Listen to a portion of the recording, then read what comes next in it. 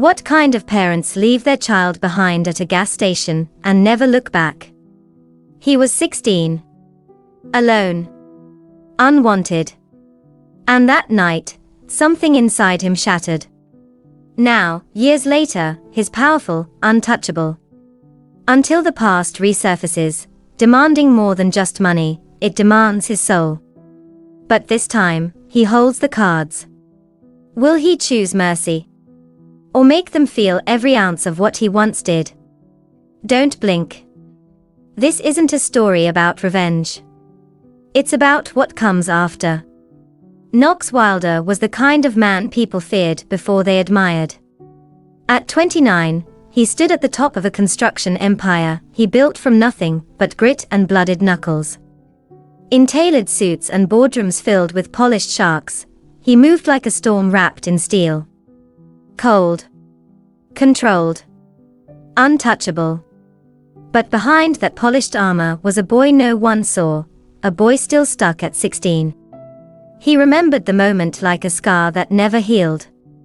"We're doing this because we love you," his mother had said, avoiding his eyes as she slammed the trunk of the car shut. "This is for your own good," his father added, tossing a crumpled 20 into Knox's lap as if that could buy survival. The gas station buzzed with flickering lights. Diesel fumes. A trucker cursing at a broken vending machine. No one noticed a teenage boy standing barefoot on oil-stained concrete, watching a silver SUV vanish into the dusk. They didn't come back. Not after an hour. Not after the night fell. Not ever. Knox didn't cry. He didn't scream. He just stood there, still and hollow, until the cold pressed into his bones and the $20 bill flew away in the wind like it, too, had abandoned him. He never went home again.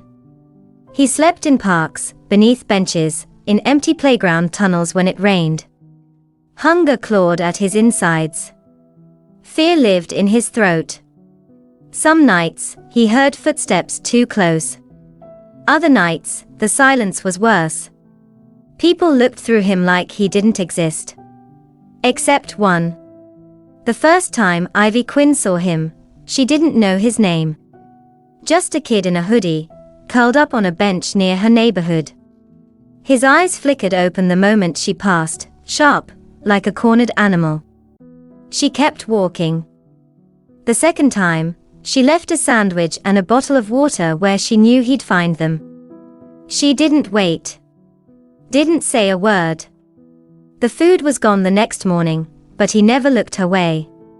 The third time, the storm came. Rain lashed the sidewalks like punishment. Wind howled through empty streets. Ivy stepped out of her car, her coat already soaked, and there he was again, huddled beneath a bush in the park, shivering so hard his hands trembled around his knees. She walked up slowly, her voice calm but firm. "If you don't have anywhere to go," she said, "my house has a couch that's not being used." His eyes widened. Fear. Suspicion. Maybe shame. "I'm not trying to save you," she added gently.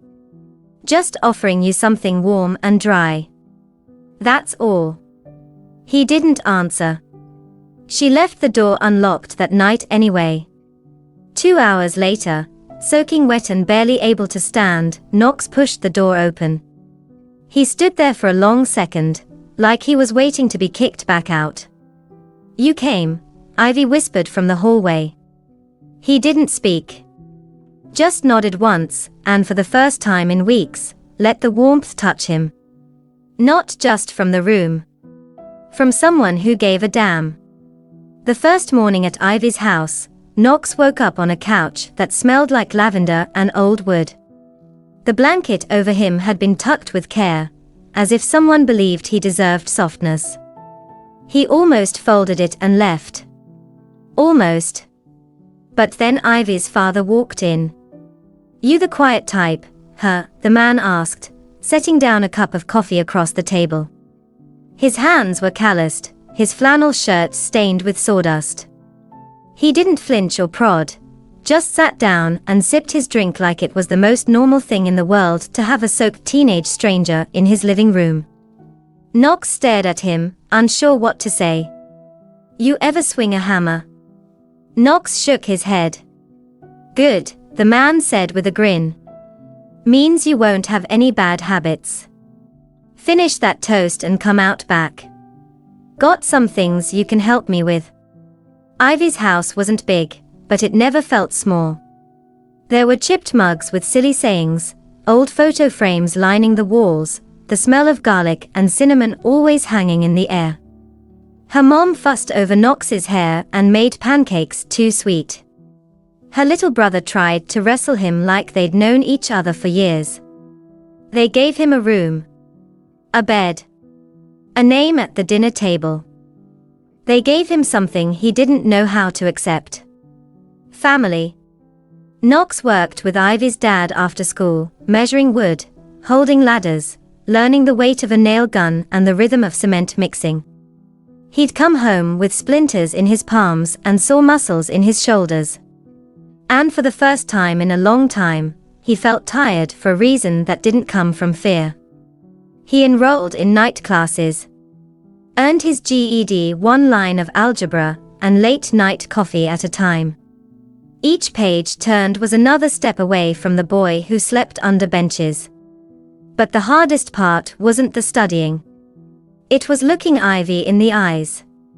Because with every day that passed, she became something more. She challenged him, pushed him. Every time he slipped into silence, she met it with stubborn kindness. "You don't scare me, Knox," she'd say with a smirk, handing him flashcards or a packed lunch. "You can glower all you want, I'm still showing up." One night, while fixing a leaky pipe under the kitchen sink, she knelt beside him, her hands smeared with grease, and whispered, "You're not who they left behind, you know that, right?" He didn't respond. He couldn't. The weight of those words sat in his chest like a stone. He wanted to tell her how often he dreamed of her voice during the worst nights.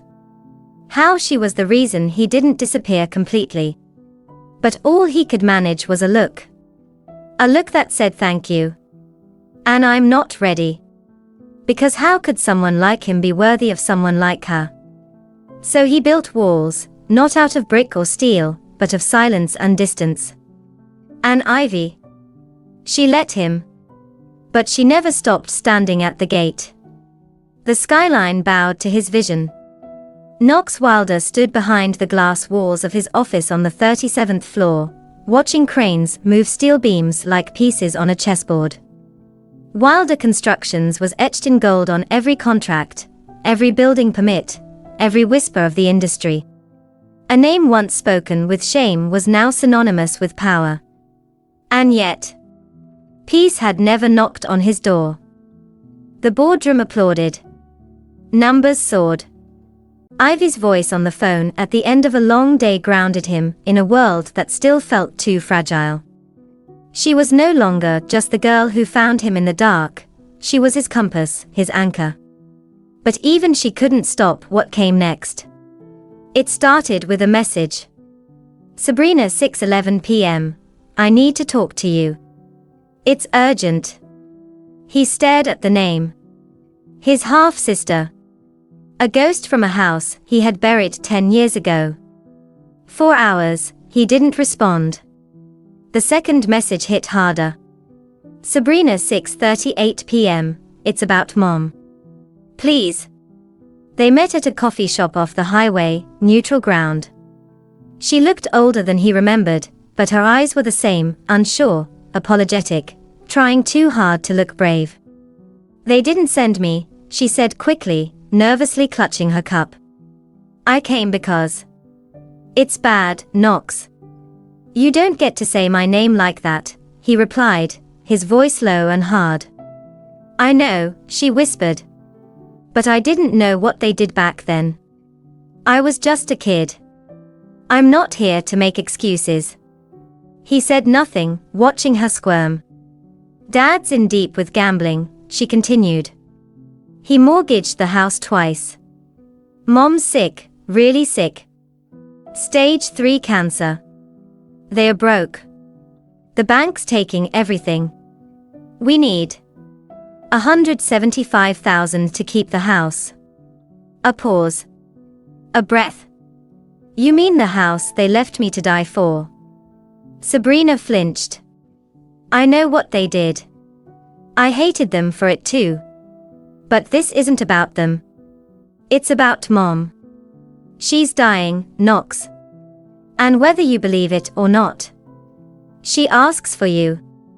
Every day. His jaw tensed. His heart didn't flinch. It had learned better. So now they remember I exist, he muttered, standing up. And suddenly I'm not a mistake anymore, just a bank account with a heartbeat.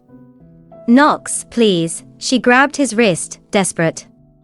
I wouldn't come if I had any other choice. He pulled away, turned, and walked out into the cold wind. That night, he told Ivy everything. She didn't interrupt. Just listened.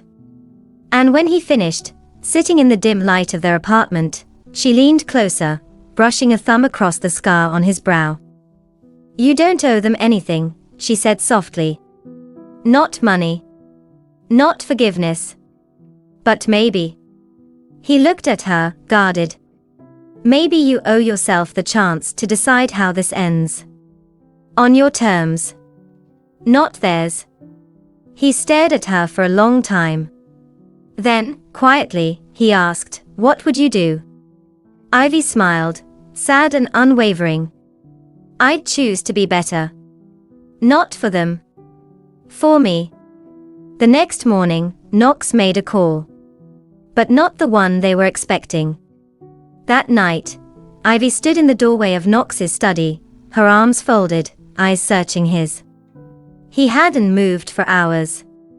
The lights were off, city shadows crawling across the floor. In front of him, the documents lay untouched, legal forms, foreclosure details, and a copy of the deed he now owned. You're quiet, she said softly. He didn't look up. I keep thinking about the way they looked at me. Like I was a burden they forgot to get rid of properly. She stepped closer, knelt in front of him, resting a hand on his knee. You don't have to forgive them, Knox. I never said that, she whispered. But maybe. Just maybe, you can end this on your own terms. Not theirs. No anger. No fire. Just choice. He looked at her, finally, his eyes tired, but burning with something colder than rage. You still think there's something good in me? I don't think, she said. I know. You've spent years proving it to everyone but yourself. He closed his eyes, let out a long breath. And then, without a word, he picked up his phone. 3 days later, they came. Gerald and Denise Wilder walked into the towering glass headquarters of Wilder Constructions, looking like ghosts pretending to be victims. Their clothes were expensive but wrinkled, their faces pale and practiced. Knox waited for them at the head of the conference table, flanked by silence. Knox, his mother began, her voice breaking on command. You look so grown. We're proud of you, son, his father added. We always knew you'd be something. Knox didn't flinch. He slid a thick folder across the table. What's this? Gerald asked. The house, Knox said flatly. It's not yours anymore. They stared. I bought the debt. Then I bought the deed. At auction. You signed it away for a poker game, Gerald. You lost it before I ever touched it. Denise's lip trembled. You can't. How could you do this to us?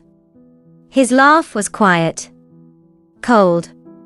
You mean like leaving your 16-year-old son at a gas station, with $20 and a lie about independence? We were trying to teach you, she snapped. And you're punishing us for it. No, he said, standing. I'm just ending it. The way I choose. They looked at each other, confused. Desperate. So what? You'll bulldoze it? Burn it to the ground? Gerald asked, half challenging, half pleading. Knox smiled, slow, devastating. Not quite. He walked to the window, gesturing toward a rendering pinned on the wall. A modern building design. Clean lines. Warm lighting. Green space. A name in bold letters. Quinn Haven. It's going to be a transitional housing center, Knox said. For single mothers and homeless kids. Funded by Wilder Constructions. Named after the woman who saved my life. Silence fell like glass shattering. Denise's voice cracked. You're turning our house into a shelter. No, he said. I'm turning your failure into someone else's second chance. They had nothing left to say. He didn't offer a ride home. They came back one last time. No anger now. No performance. Just desperation that clung to them like the stale scent of regret. Their clothes hung loose. Denise's hands trembled. Gerald's shoulders sagged under the weight of something even pride could no longer carry. We have nowhere else to go, she whispered. Please. Knox stood in silence. Behind him, the hum of city traffic buzzed through the glass. We'll do anything, Gerald added. Just give us a place to stay. We're not asking for luxury. Just shelter. Knox looked at them, really looked. And for the first time, he didn't see monsters. He saw two people who had lost everything. And maybe that was punishment enough. You'll have a one-bedroom apartment in East Harbor, he said, voice calm, almost clinical. Rent's covered for a year. Denise gasped. Gerald blinked in disbelief. But there are conditions. They looked up. You'll find jobs. I don't care if it's dishwashing or retail, you're working. And you will not contact me. No letters. No calls. No showing up unannounced. This is not reconciliation. This is closure. Denise opened her mouth to protest, but the look in Knox's eyes silenced her. Not anger. Not revenge. Just finality. They nodded. And just like that, he walked away. A week later, the demolition began. Knox stood at the edge of the construction site, a hard hat in one hand, Ivy's fingers laced through the other.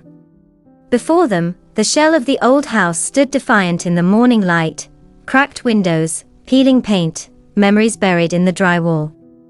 You okay? Ivy asked softly. Knox didn't answer right away. The wrecking ball swung. A wall came crashing down, dust and splinters scattering into the wind like ashes. He watched the place he was once abandoned collapse into rubble. Then, quietly, he exhaled. Relieved, he said. Like I've been holding my breath for 10 years, and I can finally let it go. She squeezed his hand. You did good, Knox. No, he said, his voice a little steadier now. We did. Quinn Haven opened 8 months later. Mothers with tired eyes and hopeful hearts moved into rooms lined with fresh sheets and warm lights. Children laughed in the courtyard. A plaque hung near the entrance. In honor of those who believe in second chances. KW. He never saw his parents again. He didn't hate them. Not anymore. He didn't forgive them either. But he chose to be more than what they made him. He chose to build, not destroy. To give, not take. To heal, not hurt. Because some stories don't end with vengeance. They end with peace. And sometimes, that's the greatest triumph of all.